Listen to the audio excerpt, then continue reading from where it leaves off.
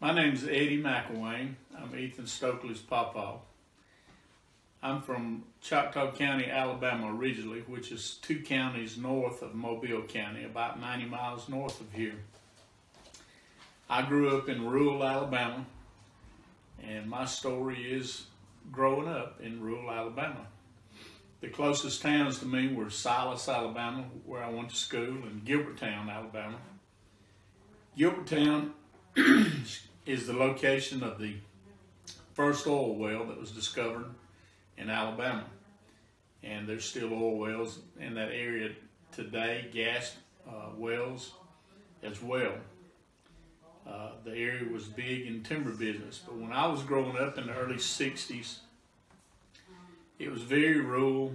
It was in the days of segregation, and life was kind of slow. Most of the people worked in the timber industry or either at the paper mill. And if you wanted to go to the store, it was about 7 miles to the store, unless you went to my mother's store. Now, we had a store right next to our house and sold meat, groceries, sewing supplies. We had feed for the animals, horse feed, hog feed, dog feed. You could get a little bit of everything there, but if you needed to go on up to Gilbertown, that's about a 7-mile trip, so you wanted to be sure you made a grocery list or a pickup list because you didn't want to forget anything. But I can remember growing up, playing in the woods. It wasn't anything unusual.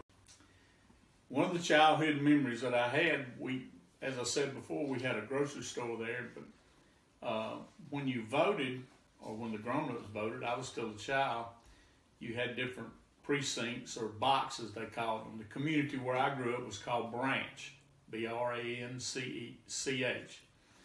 And when they had elections, it didn't matter if it was a state election or a presidential election. The Branch box voted in our garage. Now, our garage was just, it didn't have a concrete floor or wood floor, it was a dirt floor, so every time there was an election, they raked it out real good and put up tables, and that's where people came to vote, in our garage. And I just thought that was neat as a kid. Well, when the votes were counted or tallied, the voting committee or poll workers would come into our dining room, and they would take the ballots out and count the votes and sit around that table with just paper and pencil and mark up the votes. And they would call out a name, and the guys around the table, they would say check, check, check. And then when they got 5 marks, they said tally. So everybody should be checking and tallying at the same time.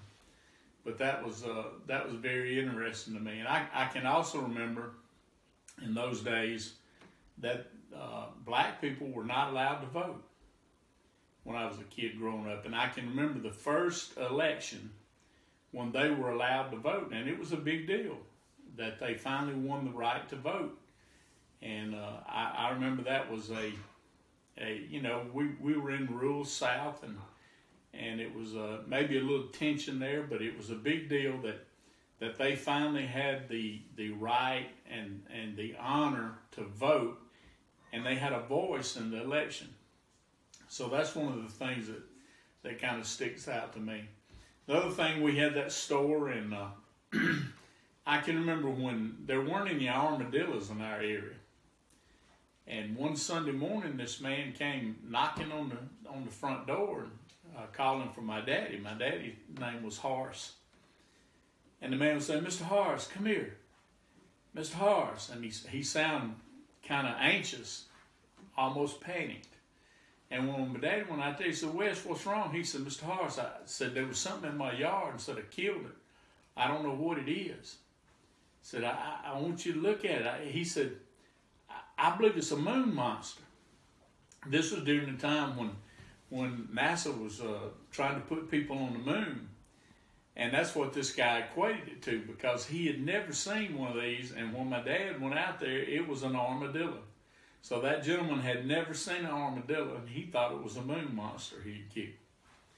So things were, you you didn't have the internet, you didn't have cable TV, so news didn't travel very fast. So that was a big deal, killing that armadillo in that area. But life was just, it was good in the country. It was good. But that's some of the things that kind of stuck out in my mind. We had gas at that little store. I can remember one particular man, Mr. John Foster, would come up to buy gas, and we pumped the gas in those days. It wasn't self-service. And I was a young boy, and Mr. John Foster would pull up in an old Dodge pickup, and he'd say, "Boy, I want 4 bits worth of gas." Now, you probably don't know what 4 bits is. But anyway, ask your teacher and they can tell you. But that's the way they wanted the gas then. He would tell me 2 bits or 4 bits worth of gas. So things were different then. And anyway, that's kind of like my life was growing up.